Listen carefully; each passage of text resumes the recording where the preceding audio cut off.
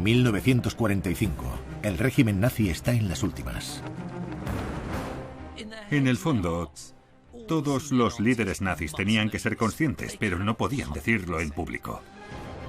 Muchos de los miembros del círculo interno están abandonando. Al final hay ratas que huyen del barco que se hunde y Hitler está furioso.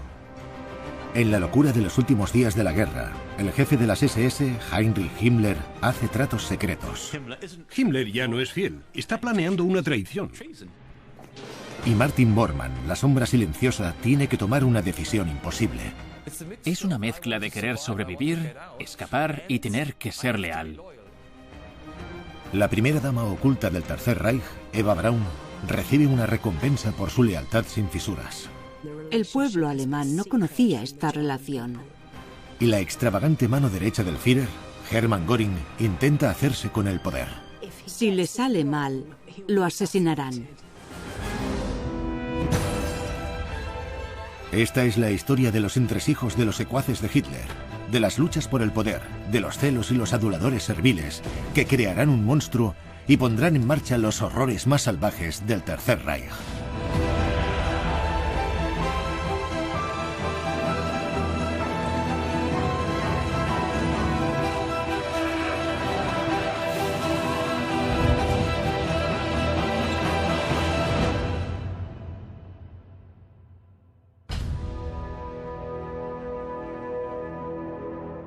Abril de 1945. El Ejército Rojo estrecha su cerco alrededor de Berlín. Los aliados se han cruzado el Rin y han penetrado en el corazón de la Alemania nazi. Ha comenzado la última y humillante etapa del Tercer Reich. Alemania está al borde de la derrota. Antaño adorados por las masas, Hitler y su cada vez más reducido grupo de secuaces se esconden en un búnker hediondo, rodeados por las tropas enemigas. En las últimas semanas del Tercer Reich, el círculo interno se desintegró a velocidad de vértigo.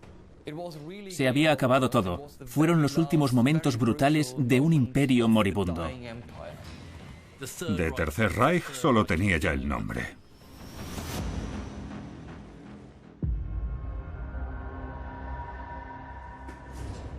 Adolf Hitler, ahora drogado y en unas condiciones físicas lamentables, se ha retirado a su fortaleza subterránea bajo el jardín de la Cancillería del Reich. Hitler está prácticamente desesperado, pero sigue teniendo momentos en los que sus fantasías resurgen y dice: seguro que podemos atacar por el sudeste y romper el círculo que rodea Berlín. Se emociona, cree que hay esperanzas y planes, pero claro, es que lo acompaña gente que no le hace enfrentarse a la realidad. Del círculo original, solo Martin Bormann, el secretario personal de Hitler, y Joseph Goebbels, ministro de propaganda, acompañan a Hitler en esta pesadilla subterránea. Pero hoy es un día importante para el Tercer Reich. El Führer cumple 56 años y esperan visita. El cumpleaños de Hitler siempre recibe mucho bombo. El pueblo alemán le envía muchos regalos y el círculo interno monta una fiesta. Pero ese mismo círculo viaja hacia el Berlín bombardeado. Heinrich Himmler, el jefe de las SS, ha sido uno de los seguidores más fieles de Hitler. Pero estos últimos meses se ha desligado de la locura que ocurre bajo tierra y reside en un sanatorio 100 kilómetros al norte de Berlín. Intenta no formar parte de la catástrofe que sabe que tiene lugar en el búnker. Durante su estancia, Himmler ha intentado pactar con los aliados. Quiere ser quien dirija a Alemania cuando pase lo inevitable. Pese a sus actos traicioneros, Himmler sale de su refugio, el sanatorio, para visitar a Hitler. Heinrich el Leal, como lo llamaba Hitler, será leal una última vez. Se va a Berlín para acudir al cumpleaños de Hitler. El viaje hacia el Berlín bombardeado supone un peligroso viaje de 100 kilómetros por carretera. No se puede subestimar los peligros que conlleva ir al cumpleaños de Hitler. Los soviéticos le regalan a Hitler una cortina de fuego en pleno corazón de la ciudad.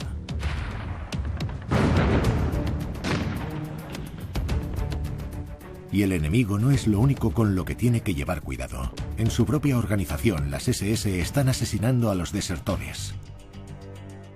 Las SS y otros grupos policiales militares están ahorcando a la gente a diestro y siniestro por traidores. En cierto modo, es cuando Alemania pierde de facto la guerra que el régimen se vuelve más peligroso que nunca. Obviamente, decide que mostrar lealtad es lo más seguro. En estos momentos tan peligrosos, hasta el jefe de las SS debe acudir para dar la impresión de que es fiel. Viajar por carretera es peligroso, pero volar es directamente un suicidio.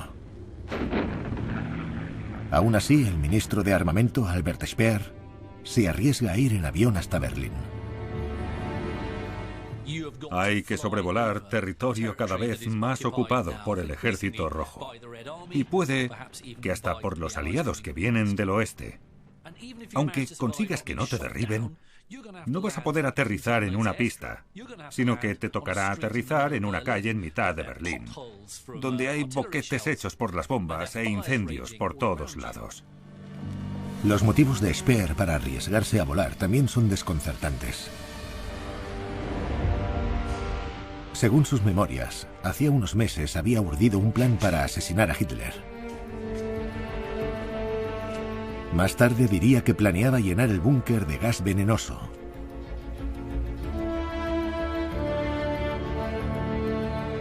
Pero como habían instalado una nueva chimenea como precaución antigas, la idea había quedado descartada.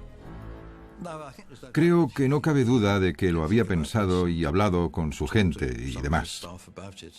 Pero veo mucho más probable que usase la historia para convencer a los aliados de que no era tan malvado como los demás nazis. Sea como sea, Speer sabe que la derrota es inminente.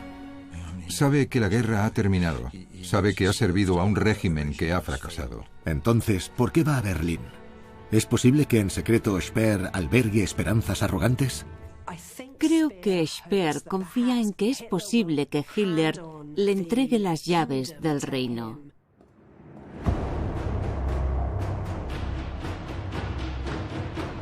En ese reino está lo que una vez fue el edificio nazi de mayor prestigio: la Cancillería del Reich. Pero ahora no es más que un cascarón desolado y en ruinas por los bombardeos. Un escenario muy apropiado para que se reúna el círculo interno y felicite, como es costumbre, a su dictador enloquecido, que cumple años. Se reúnen en una sala de la Cancillería, lo que es extraordinario, porque con tanto bombardeo, lo normal sería que nadie subiese a las habitaciones de la Cancillería, donde no queda ni un mueble. Tras haber sobrevivido a los peligros de los viajes, los miembros del círculo interno tienen que sufrir una incómoda espera hasta que aparezca el Führer. 8 metros más abajo, en el inexpugnable búnker, Hitler cumple con su rutina diaria. Después del desayuno y del colirio de cocaína, Hitler se siente con fuerzas para ir a ver a su círculo interno para que lo felicite. La fiesta de cumpleaños es un gran ejemplo de microcosmos absurdo y surrealista que supone vivir en el búnker como vivían ellos desde enero. Viven en un mundo fantasma. Hay otra figura clave del círculo interno que piensa que merece la pena correr el riesgo de viajar a Berlín: el jefe de la Luftwaffe, Hermann Göring. Göring sigue viéndose con posibilidades de ser el segundo del Reich. El héroe de guerra que se unió al partido nazi como reclamo lleva 4 meses haciendo planes para la vida después del Führer. Está husmeando como un tiburón a ver si se le presenta la oportunidad de hacerse con el poder. Hitler aparece por fin. Lo acompaña la primera dama del Tercer Reich, su amante Eva Braun. La relación entre Eva Braun y Hitler era muy compleja. Cuando estaban juntos, Hitler era un hombre distinto. Aunque llevan juntos 12 años, los nazis mantienen la ilusión de que Hitler está soltero y de que su único compromiso es con el pueblo alemán. Nunca se ha hablado de ella en público y el pueblo alemán no conocía esta relación. Para el círculo interno, ver al Führer con su amante es un augurio de que el fin de Hitler se acerca. Pero lo más alarmante es su condición física. El círculo interno se queda boquiabierto al ver lo hecho polvo que está. Están acostumbrados a que en los cumpleaños Hitler dé un gran discurso y se regodee y los anime a obtener grandes logros. Pero esta vez es muy distinto. Es incómodo y deprimente. Y todo el rato se oye la artillería que les recuerda a todos que la guerra toca a su fin.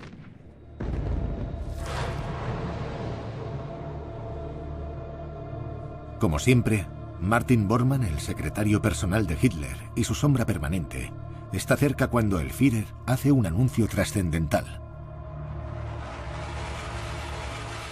Hitler se quedará en Berlín y, si es necesario, morirá en el búnker. Cada miembro reacciona de una forma distinta. La tensión y la incomodidad son tremendas. Bormann se queda destrozado cuando se entera de que el Führer se quedará en el búnker, porque tenía la esperanza de que la cúpula nazi se trasladase al Berghof, el chalet de montaña de Hitler. Una década antes, Bormann había supervisado la construcción del complejo, que tiene una red de búnkeres impenetrables por debajo de los Alpes, diseñada para que el Führer y Bormann no sufran daño alguno. Pero no podrá ser. Es un sinsentido. Y a Hitler le queda seso para darse cuenta. Sería perder el tiempo. El plan de Bormann queda frustrado de momento.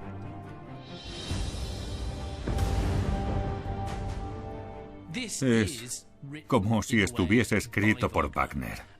Y así es como acaban sus óperas. Cosa que todos saben. Pero Göring observa interesado e interpreta el anuncio de Hitler como una dimisión y su oportunidad de hacerse con el liderazgo. Está claro que Hitler está en Berlín porque no piensa rendirse y que prefiere morir en su capital a que lo vean huyendo. Pero Göring no tiene nada en contra de huir. De hecho, lleva mucho tiempo preparándose. Sus sirvientes ya han trasladado su botín de guerra, unas 5.000 obras de arte. Se lleva sus tesoros, sus cuadros y todo su dinero que saca de sus cuentas alemanas. Esa mañana, en Karinhol, la residencia de campo de Göring, han colocado 20 toneladas de explosivos. Si él no puede disfrutar de la magnífica finca, habrá que destruirla.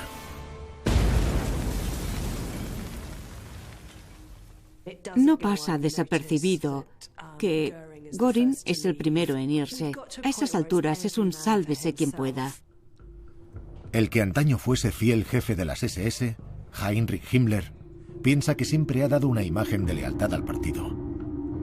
Ahora puede hacer como Göring y retirarse con tacto para dedicarse a su plan de huida. Quiere posicionarse como líder tras la caída del Tercer Reich. Es surrealista, un delirio y un sinsentido, pero da fe de lo mucho que se ha distanciado Himmler de la realidad. Al irse de la fiesta, Göring acorrala a Himmler. Himmler no era el único que había pensado en hablar con los aliados occidentales. Göring también quería saber si podría coger y decir: sabemos que lo hemos hecho mal, pero los rusos son una amenaza para todos, así que unámonos y vayamos contra ellos. Parecía volver a fantasear con que al final lo tratarían como a un líder importante. Pero Himmler va varios pasos por delante. 5 días antes había liberado a 1.200 judíos como parte de un pacto con los aliados que había tramado en el sanatorio. Su masajista le había transmitido mensajes a la Cruz Roja. La arrogancia de Himmler puede más que su miedo natural a cometer traición. ¿Qué es lo que hace? Porque como Hitler se entere de que intenta llegar a acuerdos de paz a sus espaldas o de que hace tratos con los judíos, para Hitler sería alta traición y querría ver a Himmler estrangulado con la cuerda de un piano. Himmler le dice a Göring que se le ha adelantado porque va a reunirse con el conde Folke Bernadotte, vicepresidente de la Cruz Roja de Suecia, esa misma noche. Siente que el fin se acerca. No quiere que nadie más sea el negociador jefe. Himmler dice que es Eisenhower quien envía a Bernadotte para negociar. Sabe que oficialmente es Göring el número 2, pero él quiere estar en primera línea. Pero Himmler se da cuenta de repente de que los observa el más peligroso de los rivales. Martin Bormann. El adulador Bormann, que ascendió al poder a golpe de manipulación sin remilgos y vilipendiando a los demás ante Hitler. Himmler sabe que si Bormann los ha oído, sus días podrían estar contados. A estas alturas, Himmler tiene una ansiedad increíble, porque sabe que intentar negociar la paz supone un acto de traición. Himmler sabe que debe actuar con rapidez. Conduce de noche hacia la costa báltica para celebrar 2 reuniones importantes. La primera es con un representante del Congreso Judío Mundial. Himmler fue astuto y estableció vínculos con el Congreso Judío Mundial y con las potencias occidentales vía Suecia. Y está claro por qué. Quería escapar.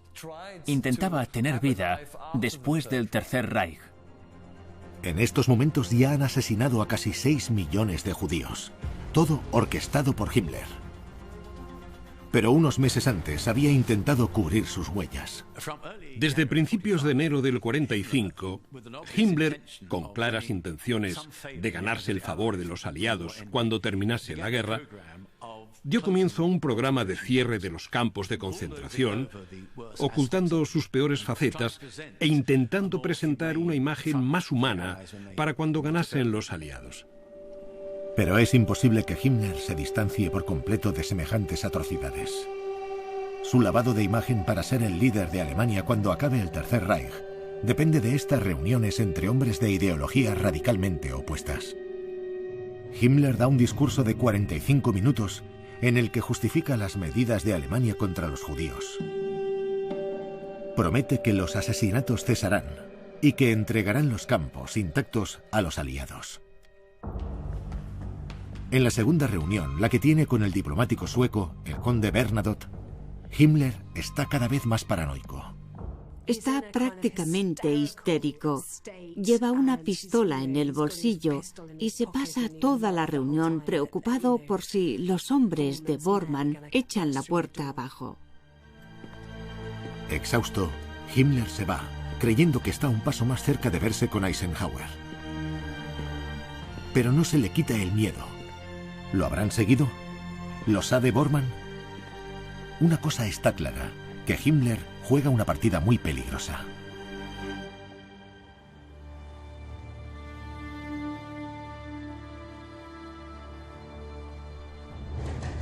Al día siguiente, en el Führerbunker, en la reunión diaria de Hitler, sus generales lo informan de la situación militar. El 22 de abril se celebra una reunión crucial con Hitler y los oficiales del círculo interno, varios generales y también Bormann y Goebbels. Entonces se da cuenta de que no hay esperanza. La guerra está perdida, no cabe duda.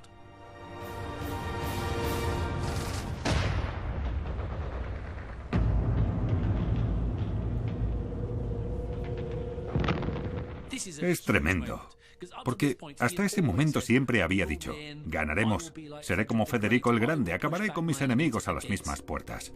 Analiza la situación militar y pese a ser uno de los peores comandantes en jefe de la historia, se da cuenta de que la guerra ha terminado. Goebbels, que ha sido fiel desde el principio, se queda destrozado. Sin Hitler, ni él ni su familia tienen futuro.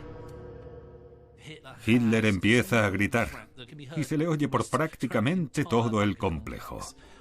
Los generales y el círculo interno se quedan temblando ante semejante despliegue de furia. Es el final de la gigantesca odisea que los ha llevado desde la cervecería hasta el búnker.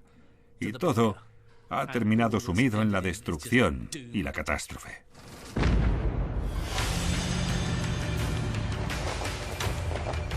Las últimas rutas de escape están desapareciendo y el Ejército Rojo se acerca. Hasta cierto punto, se puede decir que los realistas son los que se quedan en el búnker, porque son conscientes de que no hay estrategia de huida. A todo el personal de Hitler se le entrega cápsulas de cianuro. Bormann cae en la cuenta de golpe de que se espera que muera por la causa. Aunque solo les quedan pocos días de vida, Bormann nunca intentó jugar en equipo, nunca pensó en lo que podían conseguir juntos. Al contrario que otros, que se quedaron hasta el final, Bormann no quiere morir, sino todo lo contrario. Tiene un dilema. ¿Se queda con Hitler o se larga a toda prisa? Quiere hacer las dos cosas, pero no puede. De momento, Bormann está atrapado. Solo puede soñar con la fortaleza nazi que había construido en los Alpes unos años antes.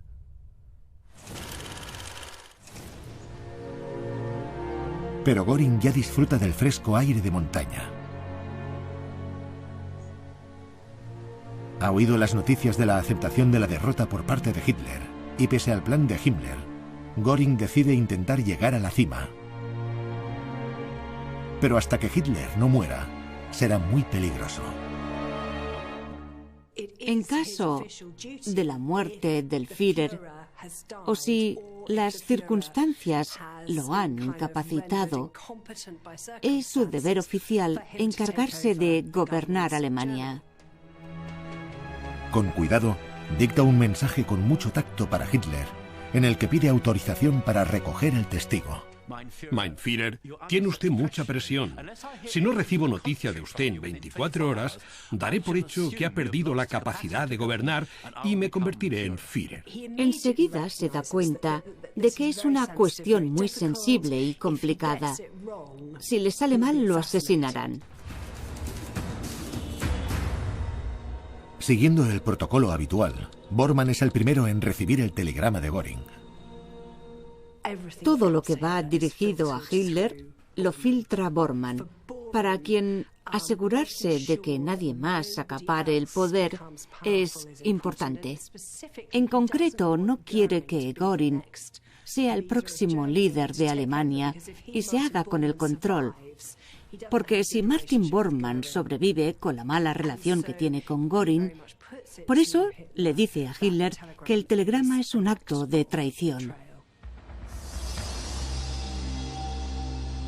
Bormann manipula a Hitler para que considere que el telegrama supone una traición abominable. Demuestra que todo ha fallado. Si ni siquiera Göring le es fiel, nadie lo será. Pese a lo cuidado que estaba el telegrama, supone un desastre para Göring.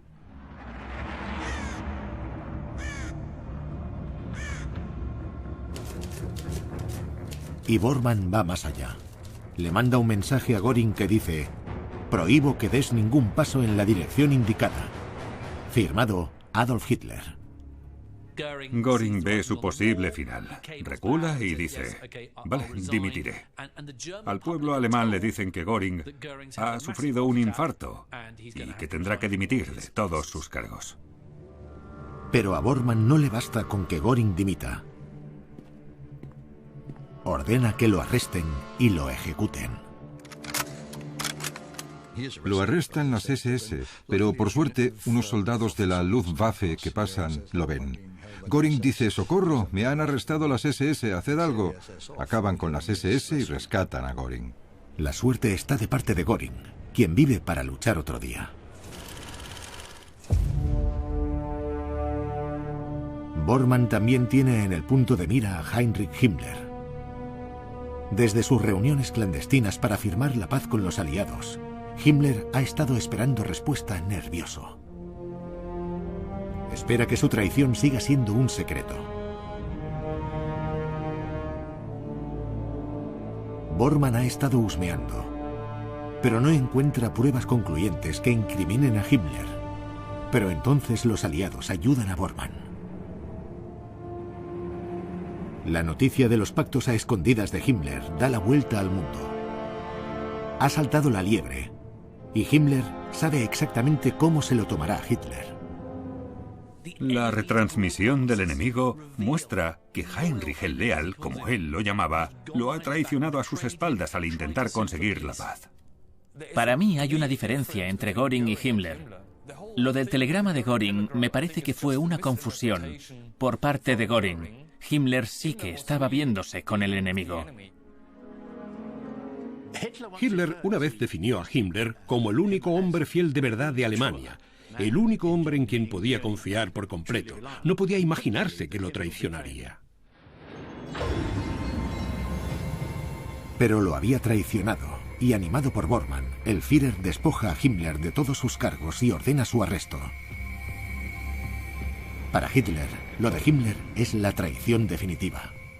A Hitler le afecta especialmente porque siempre había pensado que Himmler era de lo más leal. Estaba convencido de que podía confiarle su vida.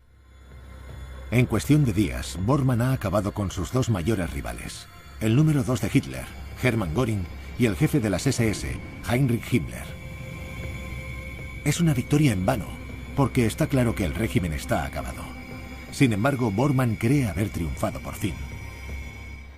Esos últimos días debieron ser en cierto modo muy satisfactorios para Bormann, porque todos sus rivales están cayendo uno a uno y al final solo quedan Goebbels y él. En la vorágine de locura del búnker, Hitler centra su atención en la inútil tarea de encontrar un sucesor para el barco nazi, que se hunde a toda velocidad. Y estos dos hombres, Bormann, la sombra silenciosa, y el siempre fiel Goebbels, son los dos únicos candidatos del círculo interno que quedan en el búnker. Pero Hitler no escoge a ninguno. ¿Qué pasa con el poder? Pues se lo va a quedar el almirante Karl Dönitz. Dönitz está muy lejos del búnker, en el extremo norte de Alemania, en el puerto de Flensburgo. Dönitz no era parte del círculo interno. Era alguien en quien Hitler creía que podía confiar, mientras que todos los demás habían desaparecido y lo habían traicionado. En parte, Dönitz se había ganado la confianza de Hitler porque había cumplido su promesa de revolución marina en forma de los nuevos submarinos que podían permanecer sumergidos durante largos periodos de tiempo. Desde el principio de 1945, los dos hombres se habían unido mucho. Dönitz representaba la novedad, el alejarse del círculo.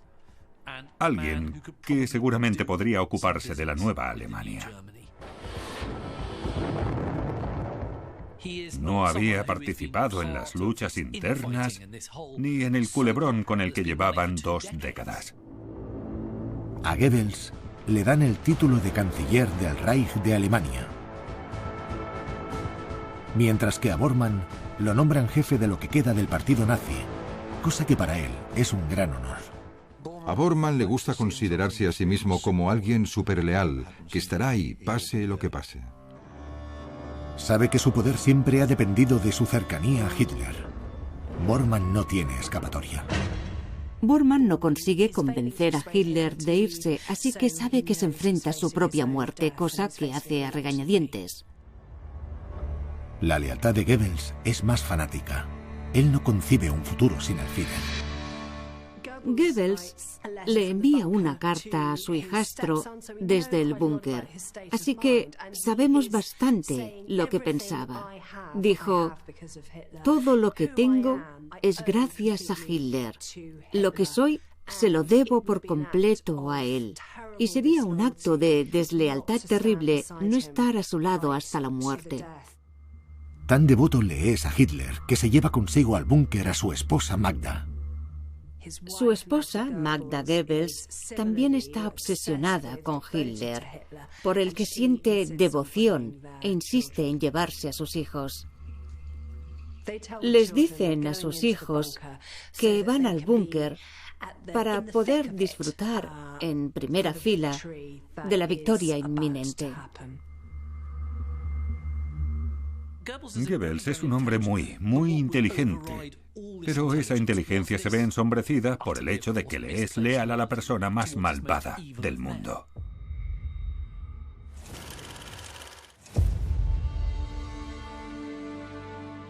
Hay otro miembro del círculo interno en el búnker que es igual de devoto, pero está oculto. La compañera de Hitler en los últimos 12 años y uno de los secretos mejor guardados de la Alemania nazi. A Eva Braun le gustaba divertirse. La vemos de excursión, nadando, haciendo yoga. Era muy extrovertida. Se conocieron en Múnich cuando Eva solo tenía 17 años y era la ayudante del fotógrafo oficial de Hitler. Ahora, tras más de una década de romance clandestino, por fin va a tener a su hombre. Poco después de la medianoche del 29 de abril, se celebra la que seguramente sea una de las bodas más raras, surrealistas y deprimentes de la historia. La de Hitler y su amante, novia, Eva Braun, que se casan en una sala de conferencias del búnker.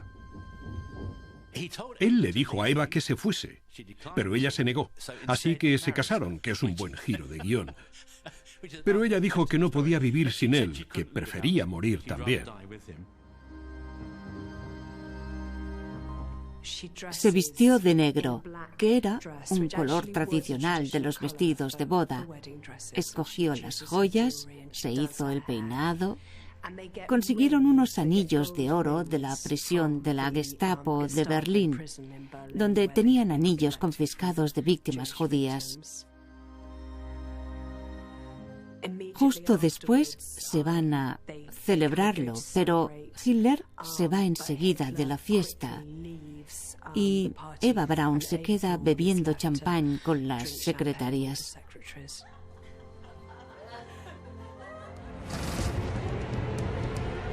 En la superficie, y sin ser conscientes del drama subterráneo que tiene lugar en el búnker,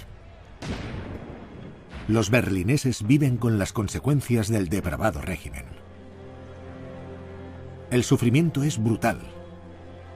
La mayoría se muere de hambre. Y todos viven en un peligro constante. Todo el mundo ansía la paz. La gente ha empezado a destruir las pruebas que los relacionan con los nazis. Las fotografías de seres queridos con uniforme militar son destruidas. Berlín está en ruinas. La defensa de Berlín depende sobre todo de las juventudes hitlerianas, muchachos de 15 años que intentan defender Berlín yendo prácticamente desarmados, con los rusos acercándose cada vez más y más por todos los flancos. Los que quedan de la cúpula nazi llevan ya 3 meses en el búnker y la disciplina va menguando. Las últimas 24 horas en el búnker son una imagen salida del infierno. Son gente sentada borracha, medio borracha, tramando cómo suicidarse o urdiendo planes para escapar. Es un agujero. Y llevan vidas lúgubres y surrealistas. La imagen que siempre tengo presente, que no me quito de la cabeza, es el ruido y el olor del búnker. El aire acondicionado iba con diésel. Hacía mucho ruido y se dice que olía a orina y a sudor fétido. Y repollo. Los oficiales de las SS que quedan se pasan el día borrachos y junto a las mujeres del búnker, decididos a aprovechar al máximo sus últimas horas.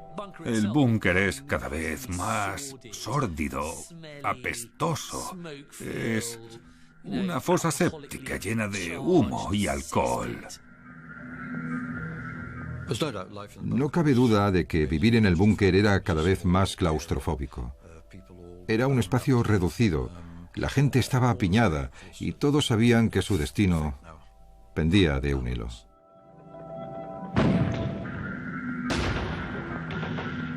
Los soviéticos están a solo 1 kilómetro. A los del búnker se les acaba el tiempo. Es el fin del Reich. Ese día llegan al búnker noticias desde Milán. El compañero fascista y antiguo aliado de Hitler, Benito Mussolini, ha sido capturado por los partisanos italianos. Hitler se queda horrorizado al enterarse de lo de Mussolini, a quien no solo han ejecutado, sino también colgado junto a su amante en una plaza de Milán.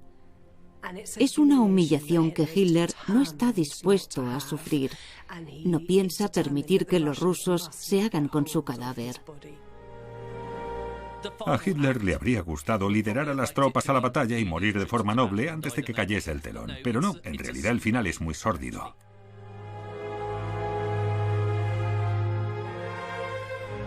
Hitler y su nueva esposa Eva se retiran a su sala de estar con unas cápsulas de cianuro y una pistola.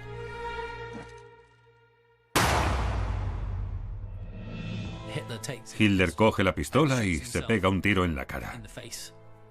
Y su mujer se envenena. Seguramente lo hicieran a la vez. Bormann abrió la puerta, nervioso, para comprobar que lo que creen que ha pasado, ha pasado. Tras el suicidio de Hitler y Eva Braun, se impone una atmósfera extraña en el búnker. Los que habían acudido porque eran sus seguidores, de repente tienen que decidir y actuar por sí mismos. Dada la exhibición pública del cadáver de Mussolini, la primera tarea de Bormann es deshacerse de los cuerpos de Hitler y Eva. Llevar los cuerpos de Hitler y Eva Braun al jardín de la Cancillería del Reich para quemarlos debió de ser algo extraordinario para ellos. Habían consagrado sus vidas a este hombre durante 20 años y ahora había muerto. Alemania estaba arruinada. Seguramente ellos fuesen a morir también. Fue un resumen, en cierto modo, del colapso del sistema al que habían servido. Queman a Hitler. Por fin lo destruyen.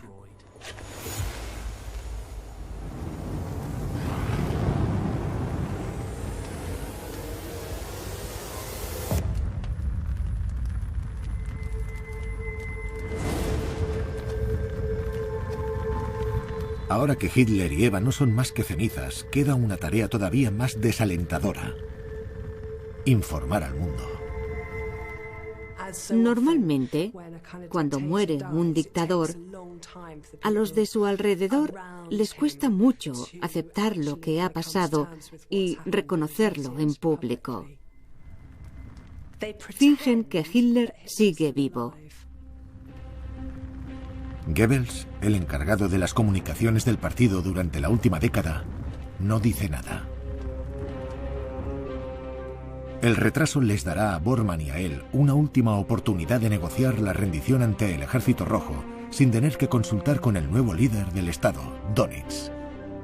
Pero el único intento de negociación internacional del nuevo canciller del Reich, Goebbels, termina en fracaso absoluto.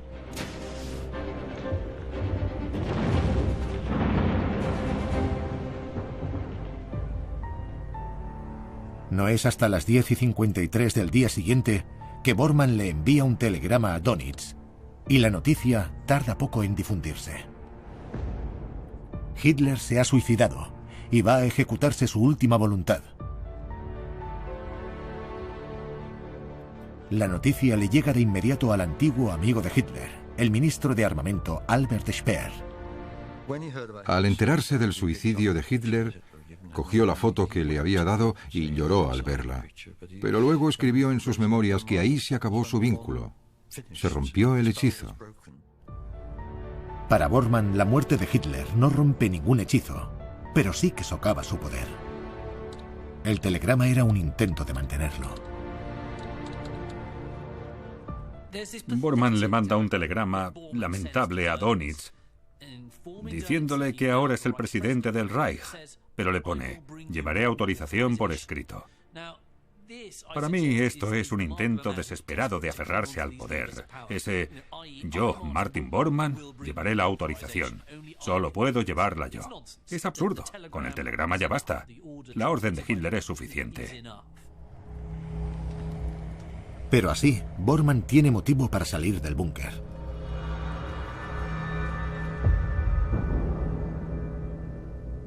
A Goebbels y a su esposa Magda, fanáticos hasta la médula, no se les pasa por la cabeza escapar. Solo pueden hacer una cosa: seguir a Hitler hasta el final. Tras la muerte de Hitler, el nuevo canciller de Alemania, aunque por poco tiempo, Joseph Goebbels y su esposa saben que son los siguientes. Están aterrados. Van a morir y van a matarse el uno al otro. Pero primero deben encargarse de los niños. Magda seda a sus hijos y los envenena con cianuro. Ella no sería capaz de vivir en un mundo sin nacionalsocialismo. Y es uno de los comentarios más potentes hechos por alguien de dentro sobre el carácter de la conquista de la razón y la normalidad que llevó a cabo el régimen nazi. Una hora después de envenenar a sus hijos, a Magda se la ve jugando a las cartas, pálida, con los ojos rojos, inexpresiva y fumando sin parar. Se sentó a jugar al solitario. Ustedes dirán, ¡qué inhumana! ¿Pero qué iba a hacer? ¿Qué haces después de matar a tus hijos?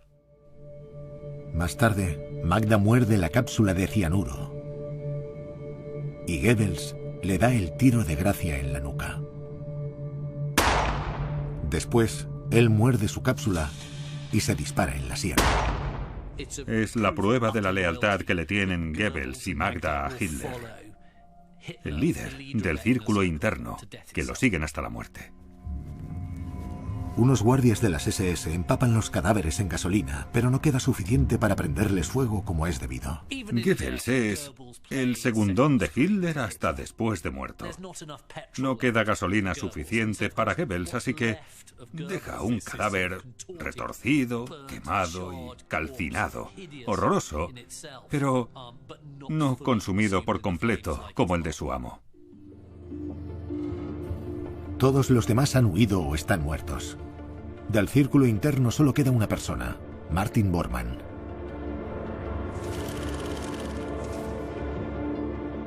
Se ha pasado décadas fisgando, manipulando y haciendo lo que fuese necesario para aumentar su poder. Bormann es alguien que ya solo piensa en sí mismo. Es imposible imaginárselo quedándose para morir. El triunfo de Bormann al final de la guerra es agridulce. Por fin, en los últimos días del Tercer Reich, se ha convertido en el segundo, pero sabe que la fiesta ha terminado. Lo cierto es que Bormann es el líder de un partido que ya no existe. El poder que pudiese tener se ha reducido a cenizas, como el cadáver de Hitler. La única forma de recuperarlo es viajar 400 kilómetros para ver a Dönitz en Flensburgo.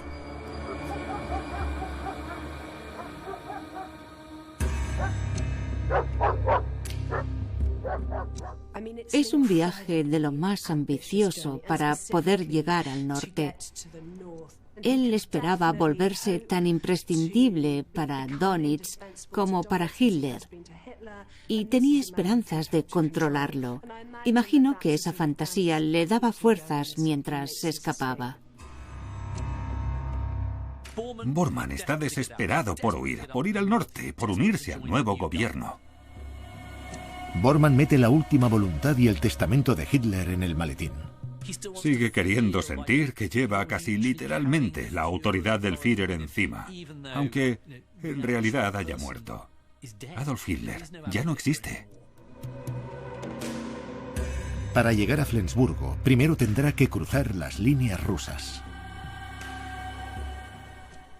Creo que vemos que al enfrentarse a la muerte del Führer, todavía siente la necesidad de sobrevivir.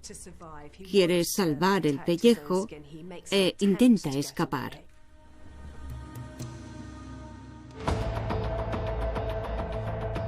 Cinco días después, se produce una rendición total e incondicional. Aunque Hitler no se rendiría y no quería rendirse, tampoco tenía elección, y Dönitz, quien era presidente de la Nueva Alemania, mandó un emisario al cuartel de Eisenhower.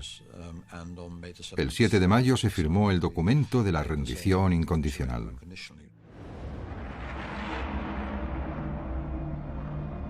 Por su parte, Martin Bormann no llegó ni a acercarse al cuartel de Dönitz. Dijeron los testigos que tras salir temprano y como pudo del búnker, Bormann estaba aterrorizado, en silencio y perdido. Están los rusos y Bormann sabe que como lo capturen, lo torturarán y no volverá a ver la luz del sol. Se cree que al ver que se acercaban las tropas soviéticas, se suicidó.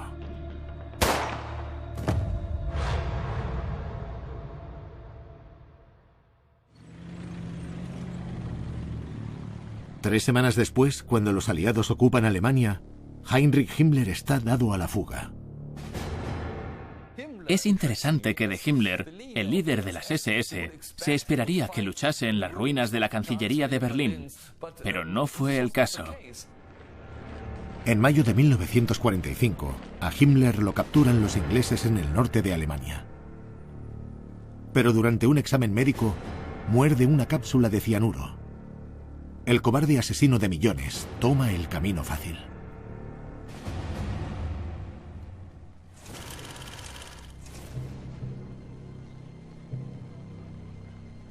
A Hermann Göring, el extravagante as de la aviación, también lo han capturado los aliados. Se ofende cuando le dicen que se deje registrar, cosa que le molesta mucho, porque dice que como soldado y líder de las fuerzas aéreas, tienen que tratarlo con honor. A Göring lo encierran en un hotel de lujo reconvertido. Tan arrogante como siempre, todavía cree que puede negociar una escapatoria. Göring cree que al haber sido un alto cargo nazi, puede llegar a un pacto con los aliados y los trata como si fuesen simples diplomáticos, y él, uno de ellos. Pero Göring se equivoca.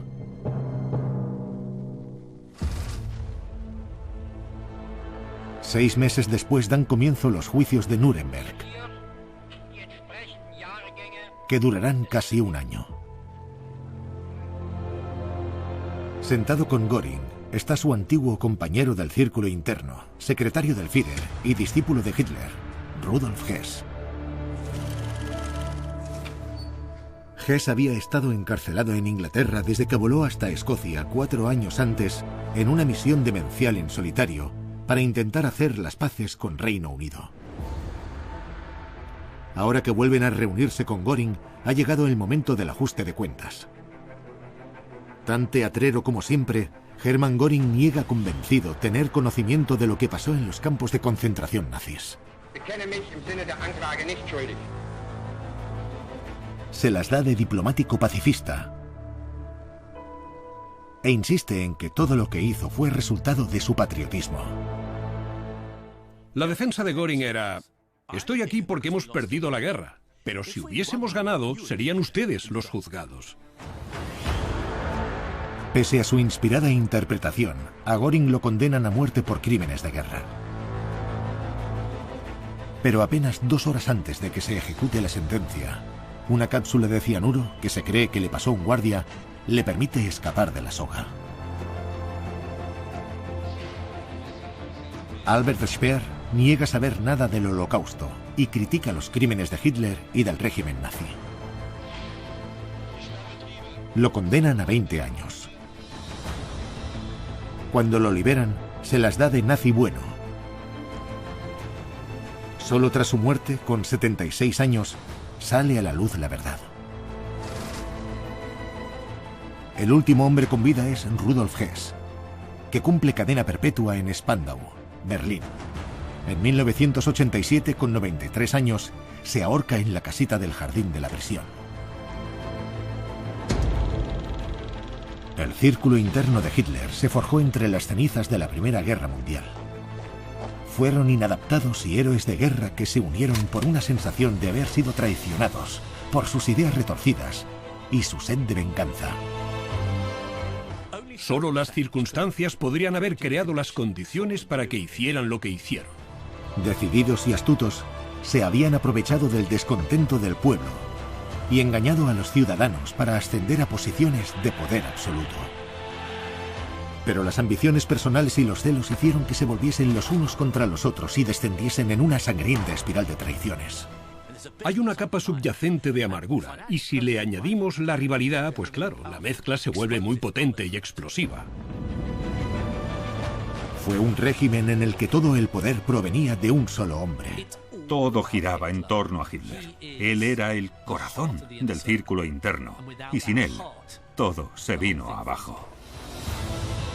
Al final, el único legado del círculo interno de Hitler es el espantoso hecho de que unos pocos individuos enfermos consiguieron sumir al mundo en el conflicto y saber los horrores que los seres humanos somos capaces de infligir a nuestros semejantes.